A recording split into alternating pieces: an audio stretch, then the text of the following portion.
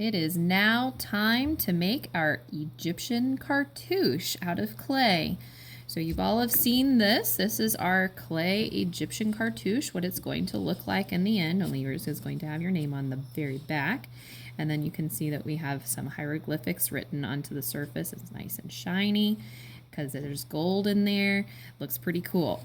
All right, I'm going to show you how to take this lump of clay that you will be given and how to turn it into a cartouche like this. All right, so be ready because we're going to do this together. All right, you have a lump of clay. Hopefully you haven't been playing with it and squishing it. And you also have some tools, kind of like these. You might also, well, you should have a fork. This one's broken, but that's okay. It's still usable. We'll need that here in just a little bit. And you're also going to have a little bowl of watered down clay. We call this slip, okay? So here's what we're going to do. We're going to get this little lump of clay into a sphere. So I'm just going to use my hands and push it together. Not smashing it, I'm just pushing it together, rolling it into a sphere as close as I can. It doesn't have to be perfect because we're going to tear it a little bit. Now you might remember when we worked with the modeling clay, I told you about thirds. A third is kind of like a fraction. So it's kind of like half, but a little less. So if we were to break this sphere in half, they would be two equal pieces. Well, we don't want half, we want a third. So what I want you to do is just pinch off kind of like half, but one side is a little bit smaller than the other. So that's about half there. You can kind of get an idea of what that looks like. This one is smaller than this one, okay? You're going to take that smaller one and just set it off to the side. You don't really need that right now. We need to work on this larger one. So we're going to get this into a sphere. Since we've done some tearing, we've got some little cracks and stuff in it. And yours is probably a little bit nicer than mine. All right, I'm going to try to smooth that out as best as I can. There we go. There's my sphere.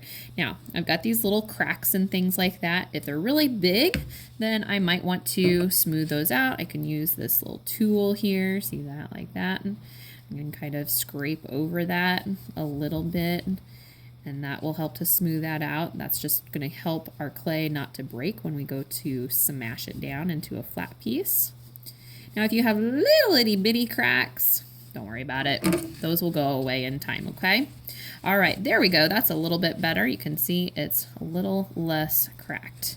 All right, so I can even take it and roll it. Make it a little bit more smooth, a little bit more even. There we go. That looks a little bit better. Now, we don't want this to be a sphere because our cartouche is not a circle, it's an oval. So we need to make this more of an oval. So I kind of showed you how to do it with your hands. You can also do it on the table. Just lay it down, and instead of going around in a circle, we're going to go back and forth, just like that. Okay, it looks a little bit more like a mini corn dog, kind of like that. All right, now I want to make this flat because it just rolls all over the place. So we're going to use the heel of our hand, this part right here, and we're going to press down just a little bit, and then we're going to turn it over so it doesn't get stuck to the table. We're going to do that again, same thing. Press down a little bit, turn it over, press, turn, and it's going to have little cracks and things like that, and that's okay. Keep going, press and turn. We're going to keep repeating this over and over again until our clay gets to be about the thickness of a pancake. And we talked about it. It's kind of like a pancake from McDonald's. Those nice thin ones, not those big fluffy ones that you get at the fancy restaurants. It's one of those thin pancakes. Now mine has lots of cracks on it, and yours might have the same, but don't worry, I will show you how to get rid of those. No worries at all. All right, this is looking pretty good. You can kind of see the thickness. If I turn it like that, You can see how the thickness is kind of like my pinky finger. There, can you see that? It's a little bit less than my pinky finger. So yours, it might be the same as your pinky finger. I don't know. Okay, all right. Wow, that looks pretty good. If yours isn't a perfect oval, it's okay. It doesn't have to be perfect. You could even use the tools if you need to cut it down or something like that. But don't worry, it doesn't need to be perfect. This is supposed to look ancient. It's supposed to look old. And sometimes, you know, things from a long time ago, they weren't all that perfect. So that's okay. All right, now, don't worry about those cracks. I'm going to set this off to the side. We're going to get that small little ball of clay that we pulled off earlier. We're going to make our rope that's going to go around the outside of our cartouche. So you guys know what to do. You're supposed to roll it back and forth. You're going to notice, I'm working on some paper here. You're going to notice that it's going to get wider than your hand, and it's kind of hard to keep it even. Now you can see that I've been kind of going back and forth as I'm rolling. Watch how I go like out like this, and then I come back to the middle and I go out like this. I'm trying to keep it even. Okay, so if you've noticed that it's getting really thin in the middle, then you need to not roll there. You need to move off to the side where it's thicker, okay? It's kind of hard. It takes a lot of practice to do that. Now we want this to be about the same thickness as our pinky finger again, kind of like the thickness of your oval that you did, okay? But this one's a little on the thick side, so I want it to go a little bit thinner. I'm just gonna start at one end and work my way over. There we go. That looks pretty good. All right, got that. You can see how I can kind of make my little oval and things like that. Okay, now we're ready. So now we are going to attach this. Now, with our modeling clay, it was super duper sticky, and so we could just stick it on there and it would stay. But this clay, it's not like that. It's kind of powdery. It's not very sticky. So we have to do something called score and slip. So we're going to use that fork. It's a great scoring tool. It's not like scoring like in a game. We're scratching, okay? We are going to put this rope on top, on the outer edge, kind of like a frame around the outside. See, I've even kind of measured a little bit. So I kind of have an idea of how much of that I need. I can even take my tool, or I can pinch it off. I can cut that off right there. I know that that's how long I need that to be, okay? And then I want to save that other part because I need that. So I'm just going to set that off to the side for just now. Let's do our scoring. So I'm going to take that fork and I'm going to scratch. It feels like I'm going to destroy my beautiful oval that I made, but don't worry, this is a very important part. If you don't do this, then your rope is going to come right off. I'm gonna score, I'm scratching. Look how rough that is. Don't worry, it's supposed to look like that. Okay, now I'm gonna do the same thing to my rope, just on one side. I'm gonna go, look at this, I'm gonna go across like this. This is kind of hard because it likes to roll everywhere. And then I'm gonna go back the other way. It's kind of like I'm making X's going across one side, okay? All right, remember this stuff? Ew, it looks so gross. Don't worry, it's just watered down dirt, it's mud. Okay, we're gonna dip our fingers in, see, like that. And then we're going to take our drippy fingers and just dab the rough part of our oval. I'm not smoothing it out, I wanna leave it rough. Okay, now we're gonna take this rope and we're gonna put the rough side down.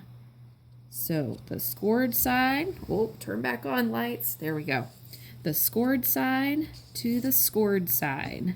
I'm gonna press those rough sides together. Don't worry, I can still see my scratches and stuff. You probably can too. I'll show you how to get rid of those. Look at that, I got a little extra there. See that little extra that I have there? So I'm gonna take my tool and I'm gonna just cut that right there. There we go, don't worry, I'm gonna cover that up. Okay, and I'm pressing it down. I don't want to smash it because I want it to be kind of round, but I'm making sure that that is nice and attached to my oval now. Oh, that looks so good.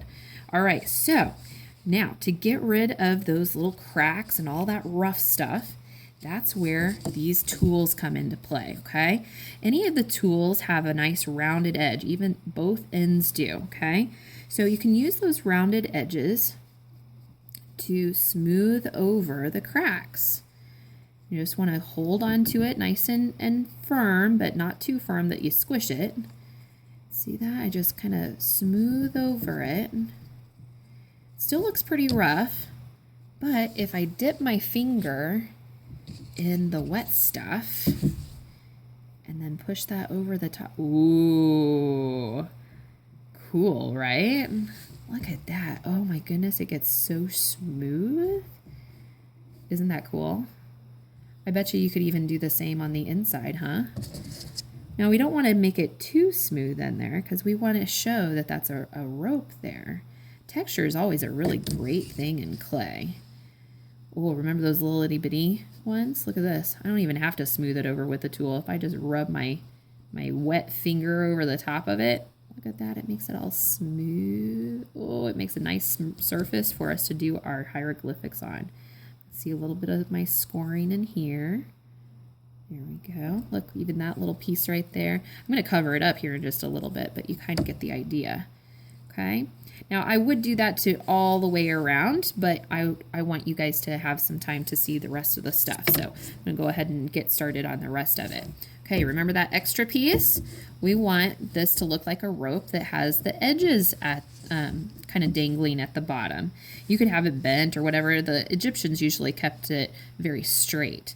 So I'm going to measure about how long I want my ends to look. That looks pretty good, just like that. And I can kind of smooth out where I cut it a little bit.